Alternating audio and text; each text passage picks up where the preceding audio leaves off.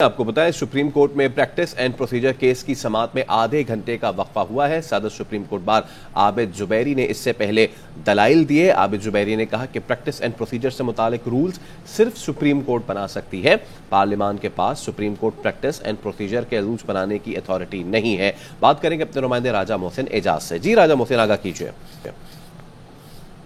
دیکھیے، supreme court of Pakistan میں practice and procedure act کے خلاف دائر درخواستوں پر سماعت اس وقت جاری ہے اور سماعت میں آدھے گھنٹے کا وقفہ کیا گیا ہے۔ سپریم کورٹ کا فل کورٹ اس کیس کی سماعت کر رہا ہے۔ آج ہونے والی سماعت کے موقع پر سپریم کورٹ بار ایسوسی ایشن کے صدر عابد زبیری نے اپنے دلائل دیے اور اپنے دلائل میں ان کا یہ کہنا تھا کہ پارلیمان کے پاس ایسی قانون سازی کا اختیار نہیں تھا۔ آئین Pakistan supreme court of Pakistan کو از خود اپنے جو روزمرہ کے معاملات ہیں اس حوالے سے جو قانون سازی کا اور رولز بنانے کا اختیار دیتا ہے۔ اور ایک موقع پر یہ بھی ریمارکس دیے گئے چیف جسٹس آف پاکستان کی طرف سے کہ آج ہم نے یہ کیس کنکلیوڈ کرنا ہے، آپ اپنے جو دلائل ہیں انہیں مختصر کریں اور ٹو دا پوائنٹ جو ہے وہ عدالت کو اس معاملے پر جو ہے وہ عدالت کو اسسٹ کریں۔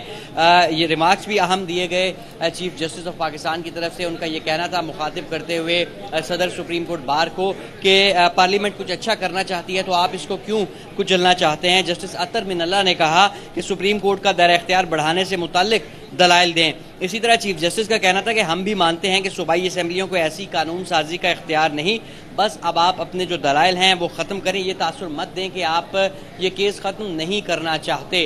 انہوں نے ایک دفعہ پھر کہا کہ ہم اس کیس کو آج کنکلیوڈ کرنا چاہتے ہیں۔ جسٹس اطہر من اللہ کا کہنا تھا کہ اگر کسی نے 188 کے تحت نظر ثانی ایک بار پھر دائر کر دی تو وہ اپیل نہیں کر سکتا۔ اس کے ساتھ ساتھ انہوں نے یہ بھی کہا کہ ایکٹ کے تحت نظر ثانی کے خلاف تو اپیل کا حق نہیں دیا گیا۔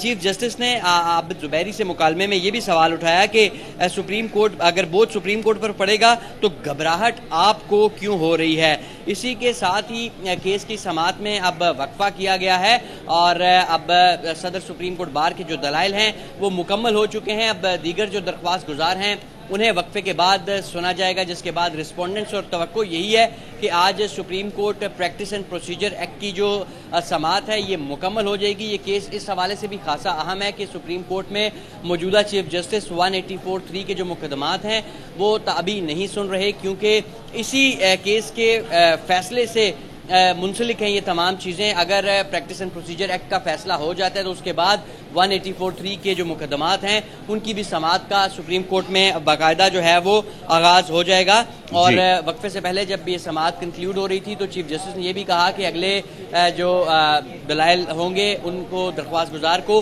20 منٹ کا وقت دیا جائے گا۔ تو توقع یہی ہے کہ آج یہ سماعت کنکلیوڈ ہو جائے گی اور گزشتہ دو سماعتوں کی طرح آج بھی سرکاری ٹی وی پر بھی یہ تمام جو کورٹ پروسیڈنگز ہیں انہیں براہ راست نشر کیا جا رہا ہے۔ بہت شکریہ راجہ محسن اعجاز۔